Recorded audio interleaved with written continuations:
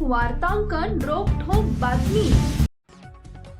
सोलापूर शहरातील वाढत्या अवैध धंद्यांविरोधात आणि एका पोलीस कर्मचाऱ्याच्या कथित मनमानी कारभाराच्या निषेधार्थ राष्ट्रवादी काँग्रेसचे कार्यकर्ते सुहास कदम यांनी सुरू केलेलं अन्नत्याग उपोषण 11व्या दिवशी मागे घेतले।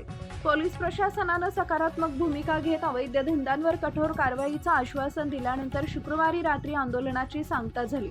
सोलापूर शहरातील मटका, जुगार, स्पा सेंटर्स, अवैध डान्स बार, गांजा आणि विषारी सिंधी विक्रीसारख्या बेकायदेशीर व्यवसायावर धडक कारवाई करण्याची मागणी करत कदम उपोषणावर बसले होते। आंदोलनाचा कालावधी वाढत गेल्यानं या प्रश्नांची शहरात मोठी चर्चा सुरू झाली होती। दरम्यान या प्रकरणाची दखल विधानसभेतही घेण्यात आली। राष्ट्रवादी काँग्रेस शरद पवार गटचे आमदार जयंत पाटील यांनी स्थगन प्रस्तावाद्वारे हा मुद्दा उपस्थित करत उपोषणाला सुरू असताना वरिष्ठ अधिकाऱ्यांनी दखल का घेतली नाही असा प्रश्न सरकारकडे उपस्थित केला।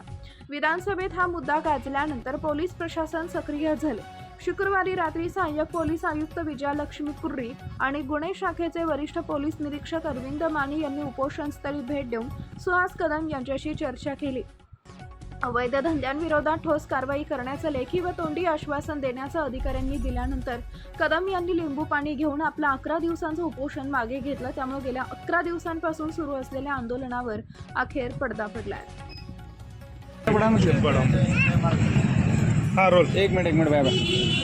सोलापूर शहरातील अवैध धंदे व अवैध धंद्याचे वसूलदार यांच्या विरोधामध्ये मी 30 तारखेला आम्ही त्या उपोषणासाठी बसलो होतो।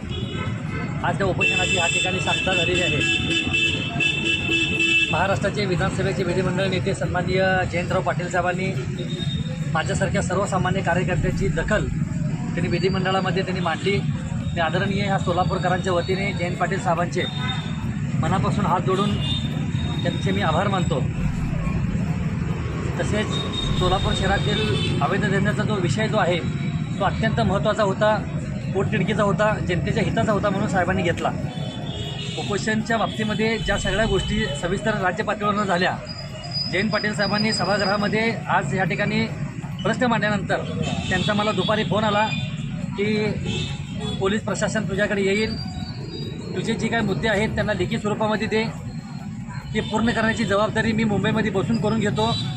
त्याच्यानंतर या राज्याच्या उपमुख्यमंत्री सन्माननीय सुनेत्रा वहिनी पवार वहिनींचा देखील मला दुपारी फोन आला।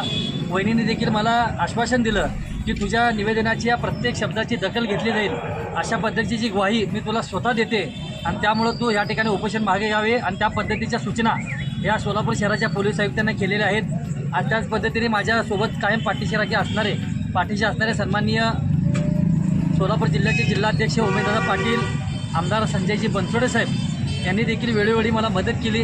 तसेच आपल्या सोलापूर शहराचे माजी पालकमंत्री सन्माननीय दत्तात्रय मामा भरणे यांनी देखील पोलीस आयुक्तांना सूचना केल्या, बनसोडे साहेबांनी देखील पोलीस आयुक्तांना सूचना केल्या। ह्या सगळ्या गोष्टीचा निश्चित काढल्यानंतर पोलीस आयुक्तांनी मला ह्या ठिकाणी सोलापूर शहरामध्ये अवैध धंद्याच्या बाबतीमध्ये कडक भूमिका घेण्यात येईल आणि तसेच ज्या 3 पोलीस अधिकाऱ्यांच्या बाबतीमध्ये मी नावं सांगितलेले आहेत ते पोलीस अवैध धंद्याचे वसूलदार आहेत म्हणून, त्यांच्या बाबतीमध्ये सहाय्यक पोलीस आयुक्तांच्या नियंत्रणाखाली एक चांगली समिती गठीत करण्यात येईल आणि त्यांच्या चौकशा देखील सुरू झालेल्या आहेत। अशा पद्धतीचे देखील ह्या सोलापूर शहराचे पोलीस आयुक्त सन्माननीय एम राजकुमार साहेबांनी मला आश्वासन दिलेलं आहे।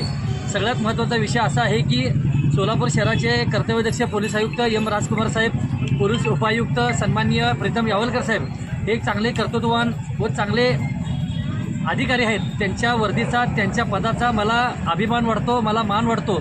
परंतु त्यांच्या खात्यामधील जी काही 3 पोलीस अधिकारी जे आहेत हे भ्रष्ट अधिकारी म्हणून या सोलापूर शहरामध्ये काम करतात।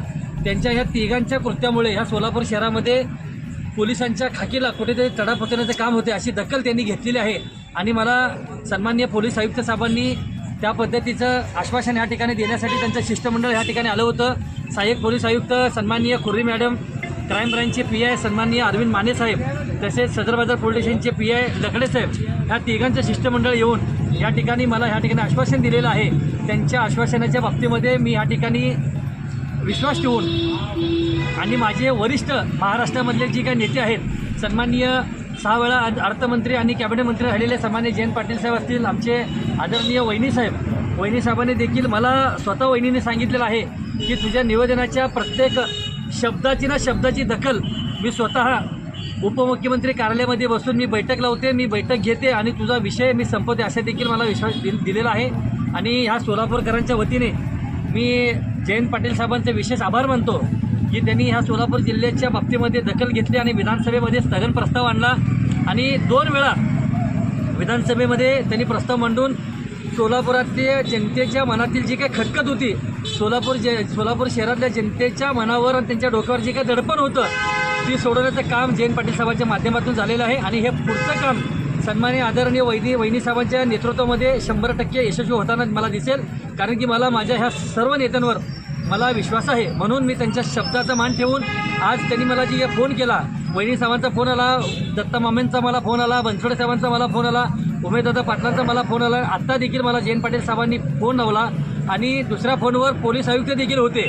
आणि ह्या पद्धतीचं बोलणं झाल्यानंतर मी माझ्या उपोषणाची या ठिकाणी सांगता केलेली आहे. महाराष्ट्रातील महत्त्वाच्या आणि ताज्या बातम्या पाहण्यासाठी आमच्या जय हो न्यूज चॅनलला सबस्क्राईब करा आणि बेल आयकॉन प्रेस करा.